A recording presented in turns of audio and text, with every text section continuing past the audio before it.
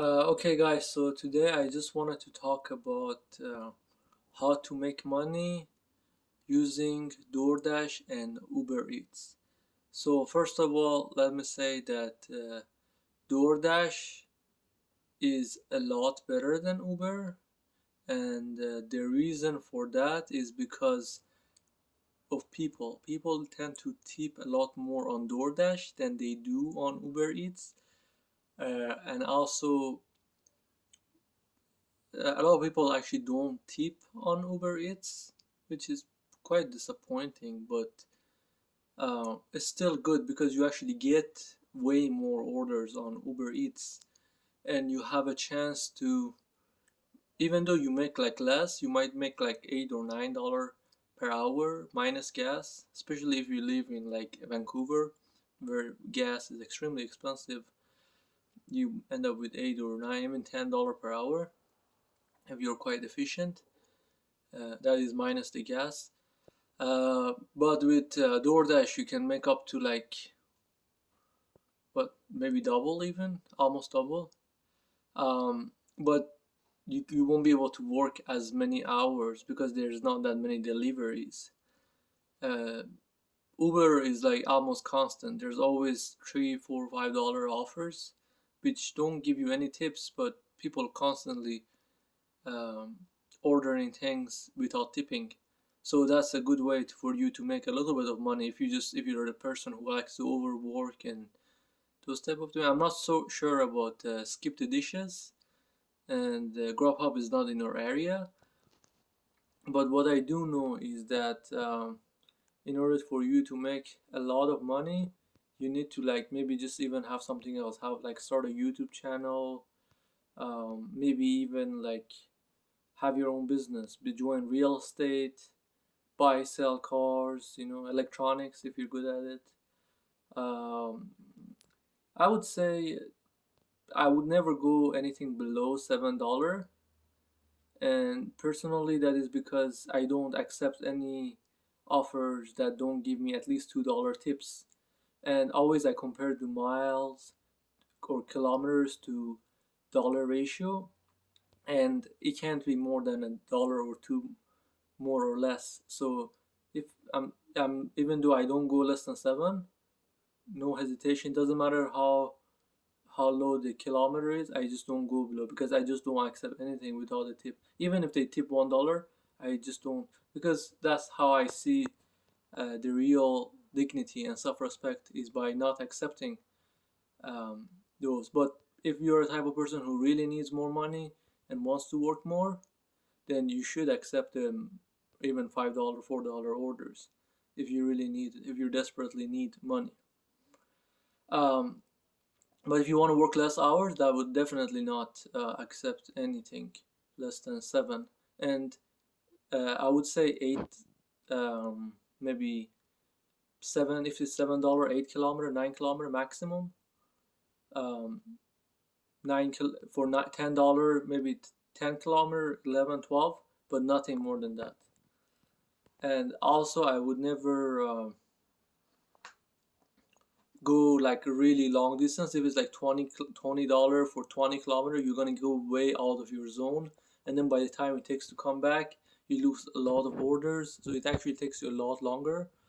And whereas if you go like really short kilometer, like 2 3 kilometer for $7, what you're actually getting is that you're not going out of your zone. You're still in the same city. DoorDash makes you go a lot out of your city, not Uber, and Uber door skip the dishes, no. So I would just not. I'll just also avoid like grocery shopping because it also takes a while. They take longer to prepare. Wendy takes a little longer. Tim Horton sometimes, not much, just a little. Um, I would just like stick in my city, right? Wherever it says that it's very busy, I would always go, even busy. But if it's not busy, I would just go with like Uber Eats. I'm pretty sure that Skip the Dishes also has time where it's not as busy. So that's the only time where if you actually want to make money, like at 11 or 1 a.m. or something, then I think the best app would be for Uber Eats because they're like constantly, like 24/7.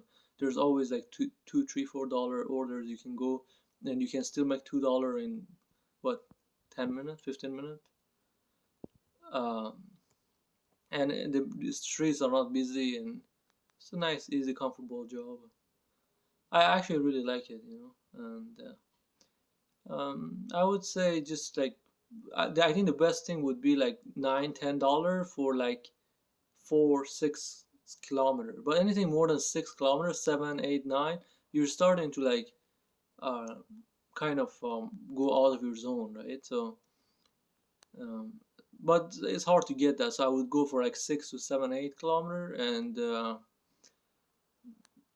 just the lower kilometer, the better. But I just don't accept anything without tip, which makes me kind of not make as much money. So if you're okay with like a dollar tip or no tip, you end up actually making more, but you will have to do more hours. So I don't know if you're that type of person, especially if you're doing like DoorDash and skip the dishes. Even then, you're still gonna have hard time to work like 40 hours a week and make a minimum wage, which is 15 per hour.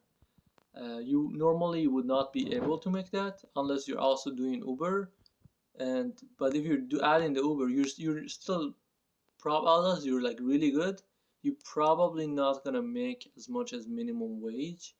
You might be just slightly under, or but you never know, right? Like it really depends on how much it depends on your luck and your location, your cities. In Vancouver, the gas is pretty, unless you get like a smart car, electric car, something that really low gas, then you definitely will make even more. But with the gas being at 1.72 average per dollar per liter is extremely bad, and that makes it like you end up losing like almost 1/3, or even one fourth or 1/3 of your salary just to gas. And so that's why taking low orders are not worthwhile, and sometimes you get these ridiculous orders, usually being more picky is better. So really, I think if you end up like the only way it would be this job would be amazing is like you having like a car that really doesn't cost anything, and then you constantly doing Uber with it. Then you can make like a whole lot of money over time if you work like 60, 70 hours a week. Then you can go even like more than anything, right? But I mean, of course, like other jobs you might actually pay you well better if you're like going with it to be like a truck driver or something, but they make you work like freaking like 60, 70, 80 hours per week, like 12, 14 hour shift. You have to wake up 4 in the morning.